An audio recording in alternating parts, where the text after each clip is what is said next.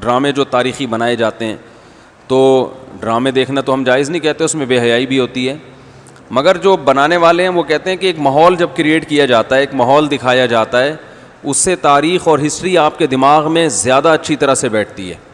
تو Tayyip Erdogan نے drama بنایا نا، ارطغرل بڑا مشہور ڈرامہ چل رہا ہے، بہت دنیا دیکھ رہی ہے، تو میں ڈراموں کو جائز نہیں کہتا، لیکن جو لوگ فلمیں دیکھ رہے ہیں پہلے سے بے حیائی کے کاموں میں پڑے ہوئے ہیں اور غلط چیزیں دیکھ رہے ہیں، تو ہم ان کو کم از کم یہ مشورہ دیتے ہیں کہ یار انڈین فلمیں دیکھنے سے بہتر ہے یہ جو آج کل وہ ڈرامے جو ہمارے فیملی سسٹم کو تباہ و برباد کر رہے ہیں، جب تم نے دیکھنا ہی ہے تو کم از کم ایک کم درجے پر آ جاؤ نا، اس کو دیکھ لو، تو اس سے تو پھر بھی بہتر ہے کہ کم از کم تمہیں ہسٹری تو پتہ چلے گی، کم از کم تمہیں یہ تو پتہ چلے گا مسلمانوں کی تاریخ کیا تھی۔ اور ایسے صرف دعاؤں سے کام نہیں بنا، انہوں نے بڑی بڑی قربانیاں دی ہیں۔ سلطان محمد فاتح نے بہت بڑی قربانی دے کے قسطنطینیہ فتح کیا تھا، دنیا کی سب سے بڑی توپ بنائی تھی اس نے، اور آج ہماری صرف باتیں توپ ہیں، باتیں ایسی کریں گے جیسے بہت بڑی توپ ہیں ہم، کوئی عمل ہمارے کیا ہیں زیرو، نہ سائنس میں آگے، نہ ٹیکنالوجی میں آگے، نہ مذہب میں آگے۔ وہ ٹیکنالوجی کی دنیا میں بہت آگے تھے، سائنس کی دنیا میں بہت آگے تھے۔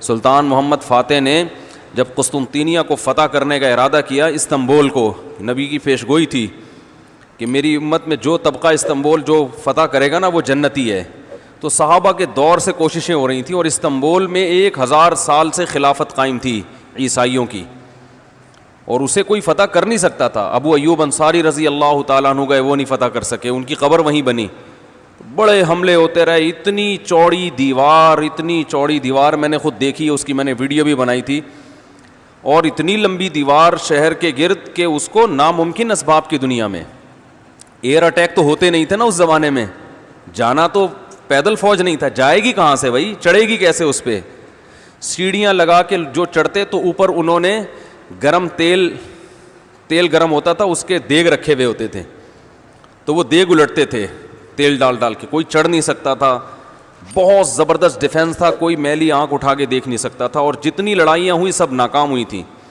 سلطان محمد فاتح نے کہا بھائی نبی نے خوشخبری دی ہے، ہم فتح کر کے چھوڑے گا۔ پھر وہ مشہور واقعہ ہے، اس نے کیا کیا کہ خشکی میں کشتیاں چلا دیں، سارے جانور راتوں رات ذبح کیے، ان کی چربی پگھلا کے پتھروں پہ بچھائی گئی ہے، اس پہ سمندری جہاز بٹھا کے، وہاں میں جب ترکی میں گیا ہوں تو اب دیکھو یہ چیز کتابوں میں بھی بتائی جا سکتی تھی نا، لیکن وہاں طیب اردگان نے کیا کیا ہے، میوزیم بنائے ہیں، ان میں یہ پورا منظر دکھایا جاتا ہے۔ خدا کی قسم ایسا ایمان بڑھتا ہے کہ چیخیں مارنے کا دل کرتا ہے، ایسی جو علماء بھی گئے ہیں نا، بنوری ٹاؤن کے ایک شیخ الحدیث گئے تھے، وہ کسی نے بتایا وہ رو رہے تھے چیخیں مار مار کے، جو جاتا ہے یہ منظر ہوتا ہے، وہ جب دکھاتے ہیں نا اپنی آنکھوں سے، بھائی کیا منظر، اور کیسے وہ کشتیوں کو راتوں رات خشکی پہ لے کے چلے ہیں، اور خشکی پہ لے جا کے پیچھے سمندر میں اتارا، اور سامنے سے بھی اٹیک اور پیچھے سے بھی اٹیک۔ انگریزوں نے لکھا ہے، گوروں نے ہسٹری میں، کہ یہ اسباب کی دنیا میں ممکن نہیں ہے، بہت بڑا کارنامہ انہوں نے سر انجام دیا، اور راتوں رات۔ تو یہ ہماری تاریخ تھی جس کی وجہ سے ہمیں عروج ملا تھا، آج ہم صرف پیڑے کھا رہے ہیں، باتیں ٹھوک رہے ہیں بیٹھ کے، صحیح ہے نا، بزرگوں پہ طنز، علماء پہ اعتراضات، ایک دوسرے پہ کیچڑ اچھالنا، فرقہ پرستی، ان چیزوں میں ٹائم ضائع ہو رہا ہے، اور کوئی موٹیویٹ کرنے والا نہیں ہے، کوئی تعمیری کام کرنے والے لوگ بہت تھوڑے رہ گئے ہیں، اور ٹیکنالوجی کی طرف تو توجہ ہی نہیں ہے۔ یونیورسٹی میں جو لڑکا مذہب پہ چلتا ہے، سب کی بات نہیں کر رہا، ایجوکیشن میں سب سے پیچھے وہی ہوتا ہے، عام طور پہ اسی کی شکایتیں آ رہی ہوتی ہیں، یہ چونکہ نمازی ہے لہذا نمبر سب سے کم اس کے آتے ہیں۔ نمازی کے نمبر تو زیادہ آنے چاہیے بھائی، جو تبلیغ میں وقت لگاتا ہے اس کو تو ایجوکیشن میں زیادہ آگے ہونا چاہیے، یہ تو ہمارے مذہب کا حصہ ہے۔ صحابہ کرام نے جو ملکوں کے ملک فتح کیے، اور جو ہمارے تاریخ میں فاتحین ملتے ہیں، سب سے پہلا بحری بیڑا حضرت معاویہ نے بنایا ہے، سمندر پہ سب سے بڑی فوج جو اس وقت اتاری ہے وہ کس نے اتاری ہے؟ حضرت معاویہ رضی اللہ تعالیٰ عنہ نے، اور نبی نے پیشگوئیاں سنا دی تھی پہلے کہ سمندر کی لڑائی ہوگی، اس میں جو شہید ہوگا اسے میں جنت کی خوشخبری دیتا ہوں، اور آپ صلی اللہ علیہ وسلم نے سمندر میں شہید ہونے والے کو زیادہ بڑا شہادت کا درجہ عطا فرمایا۔ میں نے تو سمندری لڑائی کے فضائل پر احادیث جمع کی تھیں. ایک میرا بیان ٹوٹلی اسی پر ہوا تھا کہ سمندری لڑائی کتنی اہم ہے. نبی کو معلوم تھا میری امت سمندروں پہ بھی چلے گی. سمندر پہ چلنا ٹیکنالوجی کے بغیر ممکن ہے کیا؟ پھٹے لگا کے بیٹھ جاؤ گے اس پہ کہ ملاحوں کو بلاؤ گے یار تم مچھلیاں پکڑتے ہو تو 2-4 پھٹے یہاں بھی, او بھائی لڑنا ہے اس پہ تو سامنے والا بھی لڑے گا.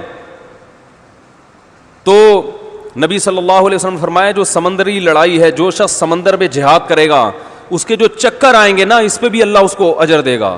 بڑی خوشخبری ہیں اس کے گناہوں کی معافی کی, کیونکہ آپ کو پتا تھا کہ امت جب تک سمندر پہ کو فتح نہیں کرے گی اور سمندر پہ سفر نہیں کرے گی یہ اس دنیا پہ حکومت نہیں کر سکتی.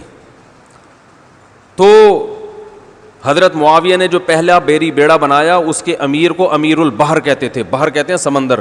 یہ امیر البحر کی ٹرم یہ انگلش میں منتقل ہوئی ہے جس کو ایڈمرل کہا جاتا ہے. بہت ساری فوجی اصطلاحات اور سائنسی اصطلاحات عربی سے انگلش میں ٹرانسفر ہوئی ہیں, عربی سے انگلش میں گئی ہیں. آج میڈیکل سائنس میں بہت سے الفاظ ایسے ہیں جو عربی سے انگلش, مسلمان سائنسدانوں کے تھے وہ, لیکن اب دیکھو حال کیا بنا دیا. ایک نمبر کے سست نمازیوں کی حالت تو دیکھ لو جا کے. سب سے سست ترین جو ہوگا وہ دیندار بنا ہوا ہوگا. سب کی بات نہیں کر رہا, ڈاکٹروں میں ہم نے بڑے اچھے اچھے دیندار دیکھے ہیں, سائنسدانوں میں, ایٹمی سائنسدانوں میں تو دیندار زیادہ ہیں الحمدللہ, لیکن میجورٹی کی بات کر رہا ہوں کہ پتہ نہیں ہمارے ذہن میں یہ کچھ ایسا کسی نے, شیطان نے بات ڈال دی ہے کہ ہم نے صرف جو ہے ایک طرف کو فوکس کیا ہوا ہے, دوسری طرف کو ہم نے بالکل نظر انداز کر دیا ہے. تو بھائی جس طرح سے دین کی تعلیم انتہائی ضروری ہے, اس کی کوئی اس کی اہمیت کی کمی کا انکار نہیں کر سکتا. انگریز جو تباہ ہو گئے نا, فیملی سسٹم تباہ ہو گیا, زنا معاشرے میں پھیل گیا, والدین اولڈ ہوم میں, وہ وجہ کیا؟ مذہب نہیں ہے نا, مذہبی تعلیم نہیں ہے. لیکن ہم جو معاشی لحاظ سے تباہ ہو گئے اور ترقی میں پیچھے رہ گئے, وجہ کیا ہے؟ مادے پہ محنت نہیں کی ہے. تو دونوں محنتیں ضروری ہیں. داؤد علیہ السلام کو روحانی ترقی بھی ملی اور اللہ نے آپ کے ہاتھ میں لوہا بھی پگھلایا. کیوں پگھلایا؟ تاکہ لڑیں, کیونکہ صرف نمازوں سے لڑائی ممکن نہیں ہے. ذکر کرتے تھے نا داؤد علیہ السلام, چاروں طرف سے پرندے جمع ہو جاتے تھے, ایسی خوبصورت آواز میں تلاوت کرتے تھے, ذکر کرتے تھے. وَالطَّيْرَ مَحْشُورَةً كُلٌّ لَهُ أَوَّابٌ, قرآن کہہ رہے پرندے, اور یا جبالُ أَوِّبِي مَعَهُ وَالطَّيْرُ, جب اللہ کا ذکر کر رہے ہیں پہاڑوں سے بھی لا الہ الا اللہ کی آوازیں آتی. یہ ذکر تھا, لڑنے کے لیے یہ نہیں ہے کہ اے داؤد ہم نے آپ کو ذکر بھی دیا اور آپ جو ہے روزے بھی رکھتے ہیں اور تہجد بھی پڑھتے ہیں, لہذا اب آپ کو تو اسلحہ بنانے کی ضرورت نہیں ہے, ویسے ہی فتح ہو جائے گی ایمان کی طاقت سے. نا نا نا نا نا, زرہیں بناؤ, قدر فی السرد, صحیح ہے نا, کڑیاں بناؤ, فوج تیار کرو, لڑائی کے لیے اصول بولتے کیوں نہیں بھائی, کچھ اور ہیں. تو دونوں چیزیں نہیں ہیں. داؤد علیہ السلام, سلیمان علیہ السلام کے گھوڑے بھی تو تھے, انہیں کیا ضرورت تھی گھوڑوں کی بھائی؟ کہتے میں اللہ کا اتنا عبادت گزار ہوں, میں اسباب اور وسائل کیوں, میں مصلی بچھاؤں گا, دعا مانگوں گا, ملک فتح ہو جائے گا. او بھائی گھوڑے رکھے ہوئے ہیں, صحیح ہے نا, ان کو پیار کرتے تھے گھوڑوں کو, کیونکہ اس زمانے میں گھوڑا اور ٹینک برابر تھے, بلکہ ہوائی جہاز تھا گھوڑا اس زمانے میں, تو جنگیں گھوڑوں کے بغیر نہیں ہوتی تھی, گھوڑے تیار کیے ہوئے ہیں. تو لڑے ہیں وہ لوگ اور اسباب اور وسائل اختیار کیے ہیں. آج ہم پیڑے کھانے والی باتیں کرتے ہیں اور پیڑے کھا رہے ہیں بیٹھ کے, اور سمجھتے ہیں کہ بس یہ قرآن خوانیوں سے اور آیت کریمہ سے مسائل کیا ہو جائیں گے حل. تو یہ بھی ضروری ہے بھائی, وہ بھی ضروری ہے. تو میں بتا رہا تھا کہ وہ جو ڈرامے کی بات کر رہا تھا, تو ماحول بنانا پڑتا ہے نا. تو طیب اردگان نے کیا کیا کہ کیونکہ جو لبرل لوگ ہیں وہ ایسے ڈرامے, ایسی فلمیں بنا کے نا نوجوان نسل کا دماغ خراب کر دیا انہوں نے. اتنا دیکھو, اب محمد بن قاسم کو بھی لوگوں نے ڈاکو کہنا شروع کر دیا ہے, معاذ اللہ. وہ شخص جو سندھ میں اسلام لانے کا ذریعہ بنا, اگر وہ ڈاکو تھا تو اس سندھ میں اسلام کون لے کر آیا؟ انگریز کہے گا تمہارے تو اسلام, جو بر صغیر میں اسلام آیا سندھ کے راستے سے, سندھ کو تبھی باب الاسلام کہا جاتا ہے نا. بر صغیر میں اسلام کہاں سے آیا ہے؟ سندھ کے راستے سے. پھر پورے انڈیا میں بھی پھیل گیا اور بنگلہ دیش, برما, کہاں تک پھیلا ہے. تو انٹری جو ہوئی ہے محمد بن قاسم کے ذریعے ہوئی ہے. پروپیگنڈا دیکھو, وہ بھی چور, وہ بھی معاذ اللہ وہ بھی ڈاکو, محمود غزنوی بھی ڈاکو. وجہ کیا ہے؟ جس کے ہاتھ میں میڈیا ہوگا نا چلے گی اور سنی اسی کی جائے گی, آپ جو کچھ بنا کے پیش کر دیں. تو طیب اردگان نے کہا بھائی ان کو انہی کی زبان میں جواب دینا ہے. ناول لوگ نہیں پڑھتے, رسالے نہیں پڑھتے لوگ, تو نوجوان طبقہ فلمیں ڈرامے دیکھتا ہے. تو اس نے کہا ڈرامہ بناؤں گا, اور ایسا بنا کے دکھایا کہ آج رپورٹیں یہ آ رہی ہیں بہت سے غیر مسلم مسلمان ہو چکے ہیں.